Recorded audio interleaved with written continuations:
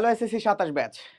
পড়াশোনা নিয়ে নাটক করা খুব সিম্পল একটা বিষয়। আমি আমার লাইফে অসংখ্য স্টুডেন্টকে দেখেছি পড়াশোনা নিয়ে তাদের মধ্যে একটা নাটকবাজি করার। তোমাদের মধ্যে অসংখ্য শিক্ষার্থী আছে যারা কিনা পড়াশোনা নিয়ে নাটকবাজ। তার মানে তারা বোঝায়, তারা দেখায়, তারা শোনায় যে তারা অনেক পড়াশোনা করে বা তারা পড়াশোনায় অ্যাক্টিভ বা সে তার গোল সম্পর্কে অবগত। কিন্তু আল্টিমেটলি যখন তার রেজাল্ট আসে ঠিক তখনই মা-বাবা বুঝতে পারে যে এই ছেলে বা এই মেয়ে আসলে পড়াশোনার প্রতি মনোযোগী ছিল না। তার মানে আমাদের মধ্যে অসংখ্য শিক্ষার্থী আছে যারা কিনা এখন থেকে যদি এই ভুল অভ্যাসটা যদি না শুধরায় তাহলে তারা কখনো তাদের আল্টিমেট গোলে যাইতে পারবে না। সো যারা কমার্সের শিক্ষার্থীরা আছো তোমাদের মধ্যে দু ধরনের স্টুডেন্ট আছে। একটা হচ্ছে ফেক স্টাডি। ফেক স্টাডি স্টুডেন্টরা কি করে? বই খুলে বসে থাকে। ফার্স্ট অফ অল বই খুলে তারা ঘন্টার পর ঘন্টা বসে থাকে। আরো একটা খারাপ স্টুডেন্ট সেটা হচ্ছে তারা এমন ভাব দেখায় যে তার সব শেষ। এই ধরনের যে হাই প্রোক্রাস্টিনেশন যে স্টুডেন্টগুলো আছে তারা দেখায় আমার তো সব শেষ রে, আমি তো সব পারি রে, আমার তো এসএসসি পরীক্ষাগুলো কিছুই না রে, এরকম। হ্যাঁ, আমার এক বন্ধু ছিল, সে আলটিমেটলি সে ঢাকা বিশ্ববিদ্যালয়ে পড়াশোনা করতেছে না, সে অন্য একটা বিশ্ববিদ্যালয়ে পড়াশোনা করতেছে। তো যখন তার থেকে আমরা কথাবার্তা জিজ্ঞেস করতাম বা তার সাথে যখন কথা বলতাম যে বন্ধু তোর কি অবস্থা, তো আমি ওর একবার ফার্স্ট ইয়ারে ফোন দিয়েছিলাম। ফার্স্ট ইয়ারে ফোন দেওয়ার পরে তারে বললাম যে বন্ধু কি অবস্থা, তোর পড়াশোনার কি খবর? বলে যে আমার তো ফার্স্ট ইয়ারে পড়া শেষ, সেকেন্ড ইয়ারে পড়া শেষ, এডমিশনের মোটামুটি ঢাকা বিশ্ববিদ্যালয়ের প্রশ্ন ব্যাংক 3-4 বার শেষ করেছি, অথচ সে এখন ঢাকা বিশ্ববিদ্যালয়ে পড়াশোনা করতেছে না। তার মানে এই ধরনের হাই প্রোক্রাস্টিনেশন স্টুডেন্টদেরকে এখনই তোমাদের একটু সচেতন হয়ে যাওয়া উচিত। নিজের হাই কনফিডেন্ট দিয়ে কখনো তুমি ভালো জায়গায় যাইতে পারবা না। বই খুলে বসে থাকাটা এর থেকে খারাপ একটা অভ্যাস আর নেই। ঠিক আছে?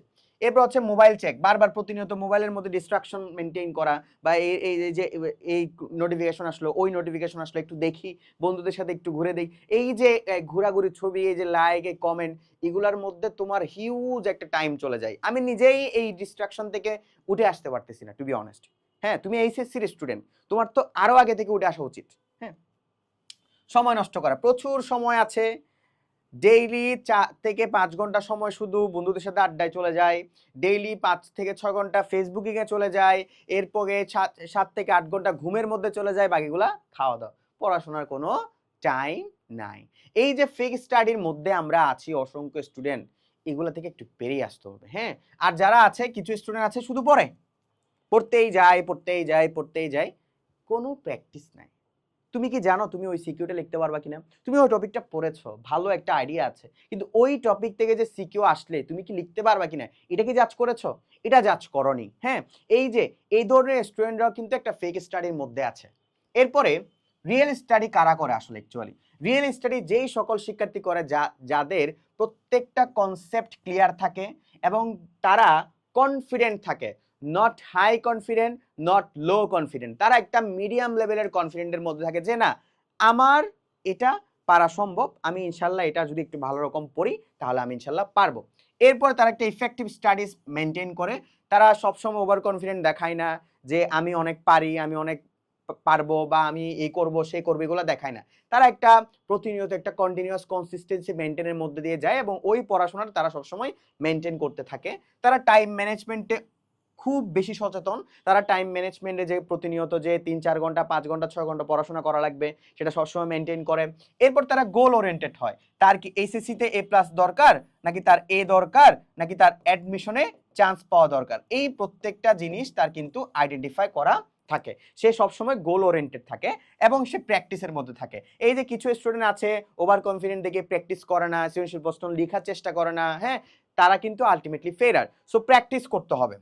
ঠিক আছে? তার মানে আমরা পড়াশোনার ভান করা স্টুডেন্টগুলাকে একটু সচেতন করতে চাচ্ছি। প্লিজ এই পড়াশোনার ভান বা পড়াশোনার নাটকটা বন্ধ করে দাও।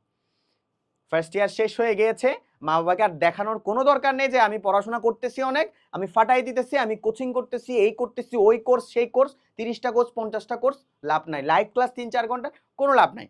তোমার ভিতরে যদি বোধশক্তি জাগ্রত না হয় যে আমার এই পড়াশোনাটা করা দরকার, এই টপিকটা ক্লিয়ার করা দরকার, এই গোলটা আমার রাখা দরকার, এভাবে আমি পড়াশোনা করা দরকার, তাহলে এখন থেকে একটু ফেক এটা খুলে ফেলো। ফেকের যে ইমেজ এটা খুলে ফেলো, রিয়েলে চলে আসো। হ্যাঁ, আর তোমাদের যাদের একাডেমিকের অবস্থা ভালো না, প্লাস অ্যাডমিশনও একটা ভালো একটা তোমার জার্নি ফেস করতে যাচ্ছ, তোমাদের জন্য আমাদের 27-এর বিজনেস স্টাডিজের একাডেমিক অ্যাডমিশন কোর্সটা আছে। এই একাডেমিক অ্যাডমিশন কোর্সে আমরা প্রত্যেকটা সাবজেক্টের A to Z বিশ্লেষণ করে দিয়েছি। তোমার টপিকের সমস্যা, তোমার হচ্ছে টেস্ট পেপার সলভিং এর সমস্যা, তোমার হচ্ছে বোর্ড কোশ্চেনের সমস্যা, সবকিছু ক্লিয়ার হয়ে যাবে। এক্সাম দেওয়ার সুযোগ থাকবে, প্লাস অ্যাডমিশনের প্রত্যেকটা টপিক রিলেটেড তোমার ক্লাস আছে। যেই সকল বিষয়গুলো তোমার ঢাকা বিশ্ববিদ্যালয় FBS এর দরকার আছে সেগুলো আছে। প্লাস এখানে আমাদের এক্সাম সংখ্যা আছে প্রায় 150 প্লাস। হ্যাঁ, রেকর্ডেড ক্লাসের সংখ্যা 300 প্লাস। সো ভালো করার জন্য অবশ্যই তোমার জন্য এই কোর্সটা ইনাফ। এটা যদি ভালো মতন শেষ করতে পারো তাহলে তোমার এইচএসসি তেও A+ থাকবে। ইনশাআল্লাহ তুমি ঢাকা বিশ্ববিদ্যালয়ের মতো জায়গায় আমি বাহাউদ্দিনের মতন পড়াশোনা করতে পারবা। আসসালামু আলাইকুম, ভালো থেকো।